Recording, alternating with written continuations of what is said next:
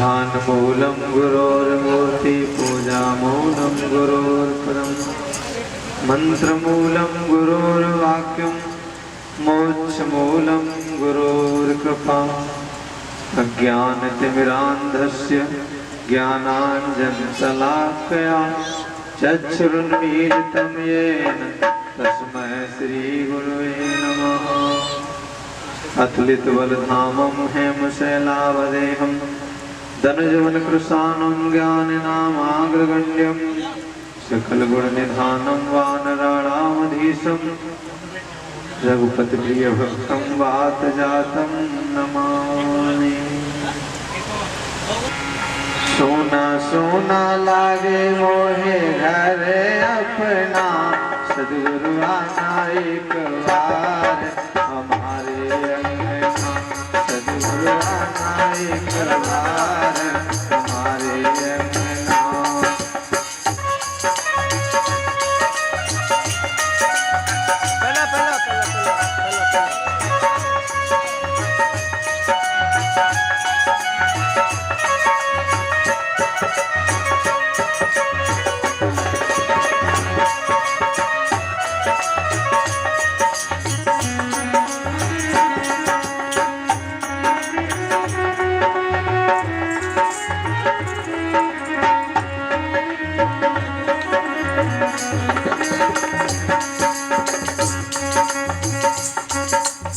मेरे घर अंगने में छाया है अंधेरा, अंधेरे में कोई उसे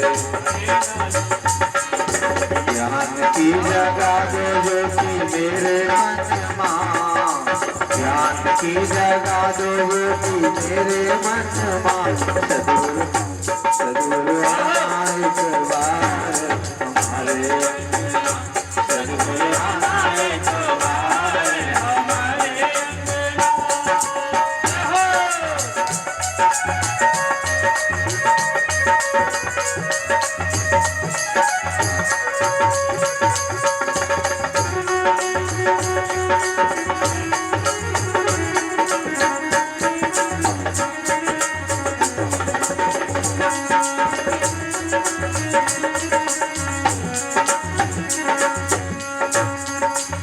गुरु के बिना न पार माया से पड़ेगी।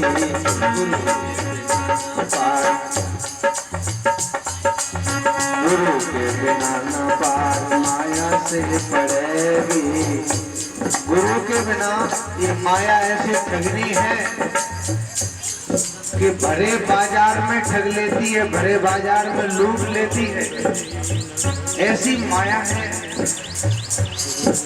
खूब यहाँ सुन रहे हैं सत्संग, चर्चा सुन रहे हैं, अभी तो ऐसा लगेगा जैसे हो गए सन्यासी, लेकिन यहाँ से जाते ही सारा वैराग्य उतर जाता है और फिर वही काम नजर आने लगते हैं। जो बुराइयां, जो विकार मानस पटल पर नाच रहे थे, वही फिर से छा जाते हैं।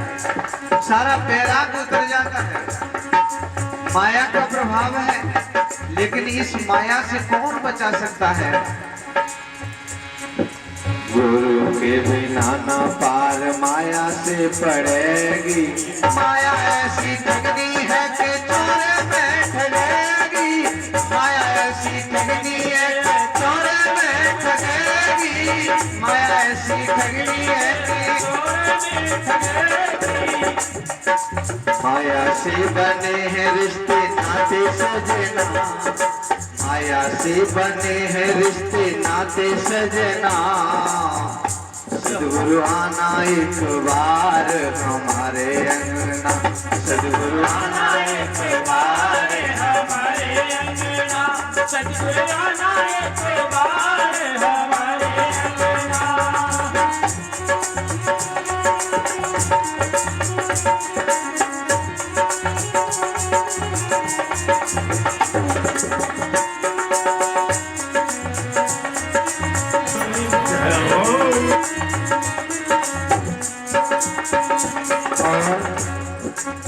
सच्चा है तैसी नहीं आप समझूजा, सच्चा है तैसी नहीं आप समझूजा।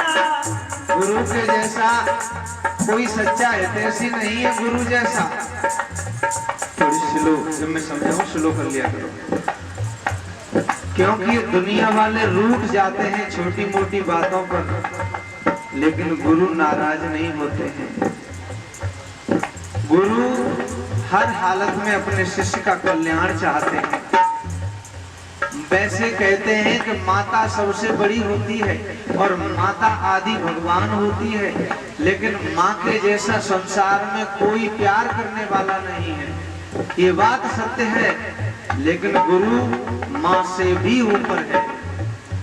माँ को दो हृदयनी कहा जाता है, दो हृदय वाली कहा जाता है, क्योंकि एक उसका हृदय और माँ के गर्भ में जो बालक होता है तो दो को एक साथ धारण करती है, तो दो हृदयनी कहा जाता है माता को। कब? लेकिन कब तक धारण करती है? 9 महीने तक। लेकिन गुरु अपने शिष्यों को जीवन भर अपने हृदय में बिठाए रखते हैं। गुरु अपने शिष्यों को जीवन भर हृदय में बिठाए रखते हैं, इसलिए गुरु हर वक्त दो हृदय है और माँ कुछ महीने के लिए है, इसलिए। और गुरु चाहे शिष्य कहीं भी चला जाए, किसी भी योनि में चला जाए, लेकिन नजर रहती है गुरु की कहाँ गया। आपने श्रीमद् भागवत महापुराण की कथा में सुना होगा, जो भरत जी थे ना, वो गंडकी नदी के किनारे जब पहुंचे थे तो वहां जाकर एक हिरण का बच्चा उन्हें मिला। वो हिरनी आई, जल में डूब करके मर गई, तो बच्चा जब निकल गया उसका, तो उस बच्चे को उन्होंने पाल लिया और बच्चे में इतने मस्त हो गए कि खुद के जब प्राण निकले तो हिरण के बच्चे का ध्यान करके निकले, तो खुद हिरण बन गए संत भरत जी। लेकिन वही बच्चा आगे चला और आगे चल के राजा रहुगढ़ बना। हिरण की योनि उसकी छूट गई और राजा रहुगढ़ बना। इधर ये हिरण बन गए, हिरण से फिर एक ब्राह्मण के आयन का जन्म हो गया और आगे पहुंचे तो वो राजा पालकी में सवार होकर सत्संग के लिए जा रहा था। तब उस राजा को उपदेश किया था राजा रहुगढ़ को, वही राजा रहुगढ़ वही हिरण का बच्चा और कोई नहीं। तो देखिए, वैसे बोलते नहीं थे, बंद कर दिया था, किसी से बातचीत नहीं करते थे, लेकिन सोचा कि आज अगर मैं नहीं बोला तो इसका कल्याण कैसे होगा। तो कितने समय बीत गया, किस योनि में आ गया, कहाँ हिरण का बच्चा था वो अब राजा बन गया। तो लेकिन गुरु की दृष्टि जो होती है पारदर्शी होती है, हर जगह पहुंच जाती है, चाहे वो माँ के गर्भ में है, चाहे किसी योनि में क्यों न हो। तो गुरु जैसा हितैषी कोई नहीं है। सच्चा हितैषी नहीं आप समझूजा, सच्चा हितैषी नहीं आप समझूजा। आपकी करें हम कोटि कोटि पूजा, आपकी करें हम कोटि कोटि पूजा, आपकी करें हम कोटि कोटि पूजा।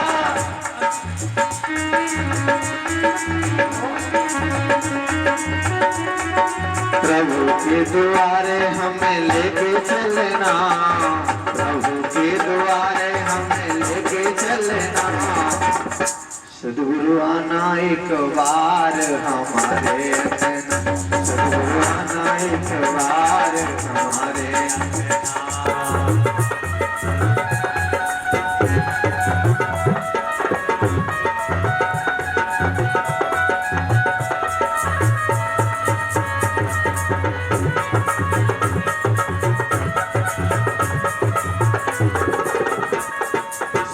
सोना लागे मोरे घर अपना, सद्गुरु आना एक बार हमारे अंगना, सद्गुरु आना एक बार हमारे अंगना, सद्गुरु आना एक बार हमारे अंगना, सद्गुरु आना एक बार हमारे अंगना, सद्गुरु आना एक बार हमारे अंगना, सद्गुरु आना एक बार हमारे अंगना।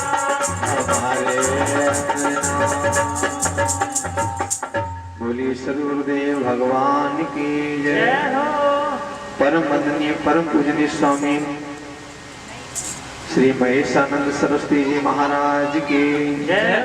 परम वंदनीय परम पूजनीय स्वामी श्री मधुसूदन चैतन्य सरस्वती जी महाराज की जय। स्वामी सच्चिदानंद जी महाराज की जय। स्वामी शिवनाथ जी महाराज की जय। देखिए,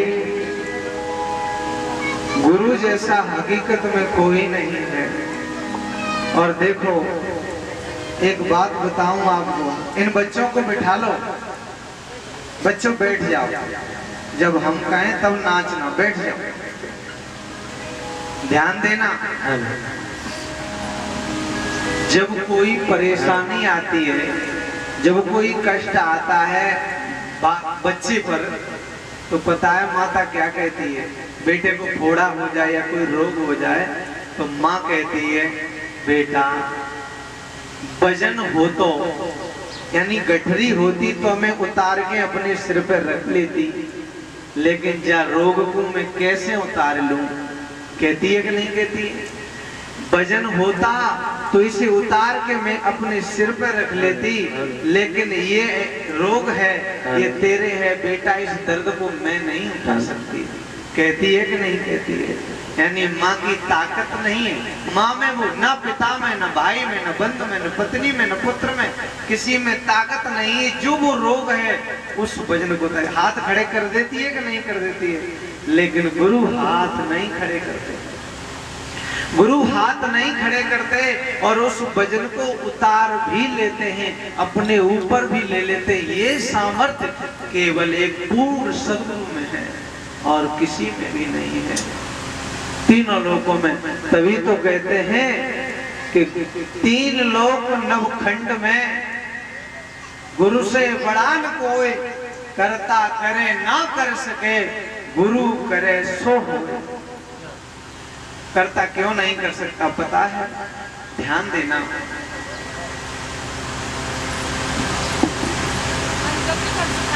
क्यों नहीं कर सकता? भगवान श्री कृष्ण स्वयं परमात्मा थे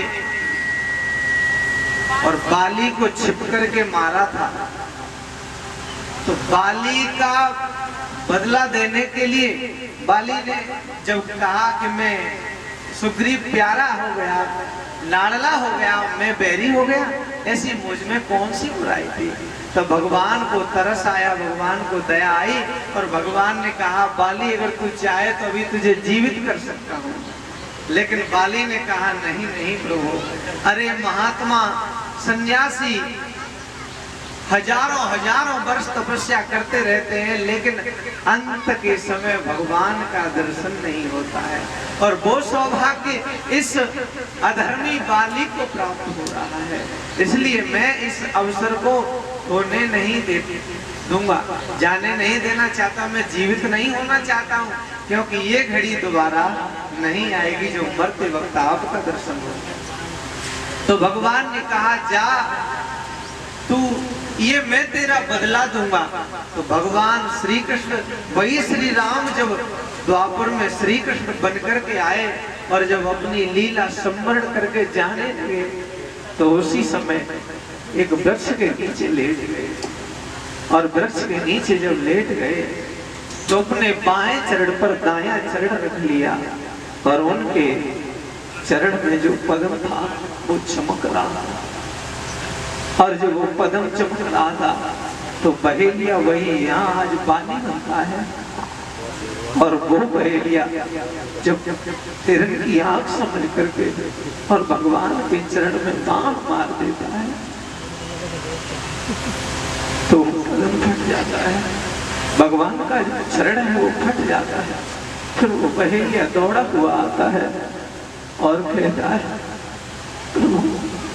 मुझे क्षमा कर दो, मुझसे अनजाने में अपराध हो गया और मुझे नहीं पता था कि आंख का चरण है, मैंने तो हिरण की आंख समझी थी। भगवान श्री कृष्ण ने कहा, जरे अरे तू चिंता मत कर, ये सब मेरी इच्छा से ही हुआ है, इसमें तेरा कोई दोष नहीं है। और अब मेरी लीला स्मरण करने का समय आ गया है और मैं अपने लोगों को जाना चाहता हूँ।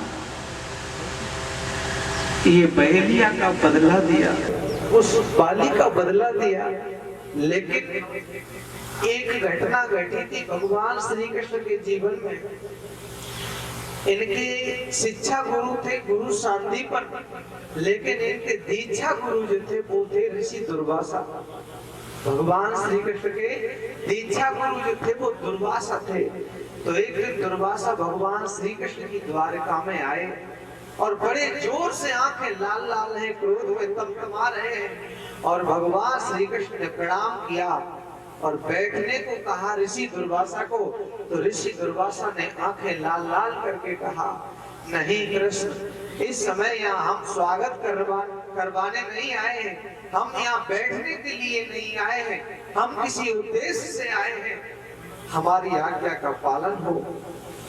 अभी इसी वक्त गर्भ खीर बनवाई जाए। तो भगवान श्री कृष्ण ने तुरंत आदेश दिया, उनके एक इशारे पर खीर बनकर के तैयार हो गई। खीर आ गई भर करके, आगे रख दी दुर्वासा के सामने, और दुर्वासा ने भगवान श्री कृष्ण से कहा, कृष्ण तुम इस गरम गरम खीर को अपने शरीर पर इस खीर का लेप कर लो। सभी जितने खड़े हैं सभासद द्वारकावासी वो देख करके हाय हाय कर रहे हैं, ये गरम गरम खीर है, ये जिसके बदन पर लगेगी क्या हाल होगा। लेकिन भगवान श्री कृष्ण ने गुरु की आज्ञा का पालन करते हुए एक क्षण के लिए भी विलंब नहीं किया और उस गरम गरम खीर को अपने ऊपर लगाना प्रारंभ कर दिया। अपने सिर से लेकर के लगाते चले गए और गरम खीर के कारण फपोले पड़ते चले गए भगवान के। हर कोई त्राह त्राह करने लगा इस दृश्य को देख करके। सब जगह भगवान ने खीर लगाई, लेकिन जो तलवे थे ना, तलवे, इन तलवों पर खीर नहीं लगाई, नीचे पैरों के जस्ट नीचे। और अब ऋषि दुर्वासा ने कहा, कृष्ण अब हमारी आज्ञा का पालन हो चुका, अब इसी वक्त हम यहाँ से जाना चाहते हैं और हमें विदा कर दो। तो उसी समय आज्ञा दी सारथी को, दारू को रथ में बिठा करके इन्हें ले चलो। लेकिन ऋषि दुर्वासा ने स्पष्ट मना कर दिया, रथ की आवश्यकता नहीं है कृष्ण, मैं इस रथ में बैठ के जाऊंगा और ये रथ स्वयं तुम अपने कंधे पर रख करके चलोगे, तब मैं विदा लूंगा। भगवान श्री कृष्ण की प्राण प्रिया रुक्मिणी उनके एक इशारे पर नाचने वाली, उनके एक इशारे पर हाजिर रहने वाली, उनकी तरफ तिरछी नजर से देखा। रुक्मिणी माता समझ गई और माता रुक्मिणी, जहाँ दो बैल लगते हैं रथ में, दो घोड़े लगते हैं, तो एक तरफ माता रुक्मिणी ने एक साइड का जुआ अपने कंधे पर रख लिया और एक तरफ का जो जुआ रथ का था वो भगवान श्री कृष्ण ने अपने कंधे पर रख लिया और दोनों आज वहां से चलने लगे, रथ को जोत करके लेके चलने लगे। जैसे ही नगर से बाहर, और दुर्वासा क्रोध में कह रहे हैं, जल्दी चलो जल्दी चलो, हमें बहुत देर हो गई है। लेकिन भगवान श्री कृष्ण ने जरा भी मन मैला नहीं किया और नगर के जैसे ही बाहर पहुंचे वैसे ही ऋषि दुर्वासा ने कहा, कृष्ण बस हमारी इच्छा पूर्ण हुई, अब तुम चले जाओ और हम यहाँ से चले जाएंगे, लेकिन तुम याद रखना कृष्ण, ये तुम्हारा जो गर्म खीर मैंने लगवाई, उस गर्म खीर के कारण तुम्हारा सारा शरीर जो है वो वज्र का हो गया है। लेकिन तुम्हें एक बात याद है, तुमने एक जगह ऐसी छोड़ दी है अपने शरीर की जहां खीर नहीं लगाई है, वो तलवे हैं। कहाँ गुरुदेव, मैंने उस जगह खीर नहीं लगाई है। का वही जगह, वही तलवा तुम्हारे कच्चे रह गए हैं और ये तुम्हारे लिए, तुम्हारे यहाँ से शरीर छोड़ने का कारण बनेंगे और ये तुम्हारी मृत्यु का कारण बनेंगे, ये जो तलवा रह गया है। तो उसी में अगर कृष्ण खीर लगा लेते तलवों में तो विधि का विधान बदल जाता। ये सामर्थ्य किसमें थी? सदगुरु में। क्योंकि भगवान ने दे दिया था वचन बाली को कि तू बाण मारेगा मैं बदला दूंगा, लेकिन कवि तो कहते हैं करता करे ना कर सके, गुरु करे सो होए, तीन लोक नवखंड में गुरु से बड़ा ना कोई। क्योंकि दुर्वासा के तीर के द्वारा पूरा शरीर वज्र का हो गया, अगर तलवे पे तीर लग जाती तो वो तलवा भी वज्र का हो जाता, लेकिन भगवान श्री कृष्ण जानते थे, इसलिए उन्होंने बहेलिया को बदला देने के लिए वो खीर नहीं लगाई। तो क्या गुरु में ये सामर्थ्य नहीं है? और किसी में ये सामर्थ्य नहीं है, ये सामर्थ्य गुरु में ही होती है। और गुरु के अनेकों शिष्य होते हैं, लेकिन गुरु की परीक्षा में कोई बिरला ही पार हुआ करता है, पास हुआ करता है। ज्ञान एक सा होता है, जैसे कोई मरीज जब होता है ना तो डॉक्टर सबको एक जैसी दवाई देता है, लेकिन जो ज्यादा परहेज कर लेता है वो जल्दी ठीक हो जाता है, और जो परहेज अच्छी तरह नहीं करता है वो रोगी ही बना रहता है। इसलिए गुरु सबको ज्ञान देते हैं, लेकिन इस ज्ञान पर खरा कोई कोई उतरता है।